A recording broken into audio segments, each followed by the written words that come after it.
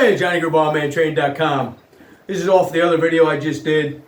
Okay, I watched a video the other day, and people talk about Goggins as being this amazing guy. Great mindset. Everybody wants to listen to him. I find that he complains a lot about being broke. He complains a lot. This is what he does to get by and get through. A lot of people had tough lives. A lot of people have gotten past it. A lot of people don't go out and intentionally break their bodies up for that reason.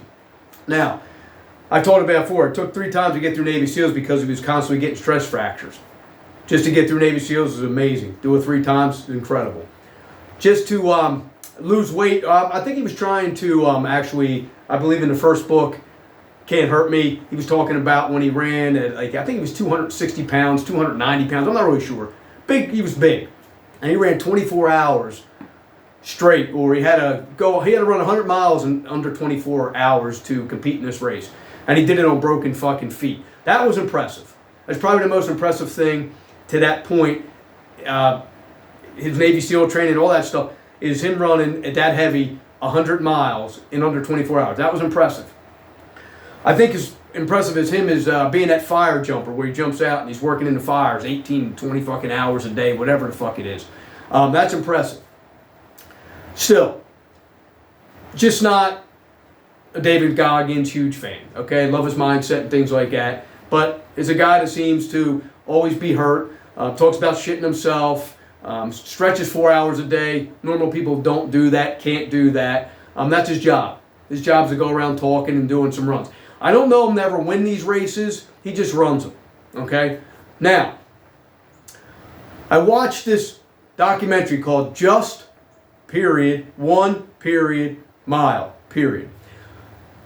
It's an ex-Navy SEAL named Chad Wright. Long bearded, skinny dude. Okay? I'm not sure where he lives. Georgia, maybe? Anyhow, I've heard him before. Like a redneck type guy. And they run this course, 1 mile, okay, in the woods, nice incline, pretty steep incline. And the rules are, you run that mile until you're the last man standing. It was fucking impressive. Okay, and here's how, if I remember right. If you had to run that loop in 20 minutes. If you did not make the 20-minute cut, you were out of the race. And if you got back in, let's say, 16 minutes, you had 4 minutes to rest, get some food, get some water in you, and you had to go. Now, there was a lot of times where guys were coming in just making it at the 20-minute mark, and they had to continue on. They had to continue on. If they had to take a shit, they had spotter pots there, they had to do that while they were on the fucking clock. Okay, clock wasn't stopping. So if they stopped, if they take a shit, they better be out of there in 30 seconds because they had to be back to the next one in 20 minutes. And I think in every 8 hours, they had like a 20-minute rest. I believe that was the case. Every 8 hours. They ran through the night. It's fucking impressive. It was amazing. I have a lot of respect for guys that go out there and kill themselves like that, only because they're testing their bodies, and to watch them put themselves through that, you know, just to see how far they can go is impressive.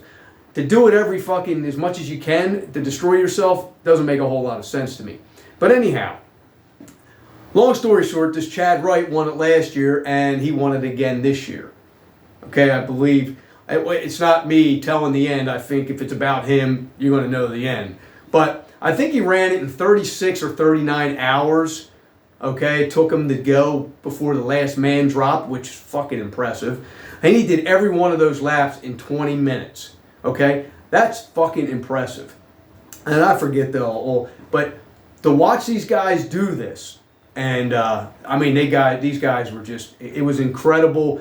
Their minds were just, their bodies were breaking down before their minds, and that was what was impressive. They didn't quit. They didn't have a choice but to quit. Okay, they either couldn't they couldn't answer the 20 minutes, or their body just failed. Okay, and you know how it is, because anybody's ever been tired, they trained hard. You're just like, you don't know where you're at. Your mind's not functioning. They're pouring cold water on the guys, and they don't even know they're there. They don't even feel the cold water. I've been there a few times, but it's not a good place to be.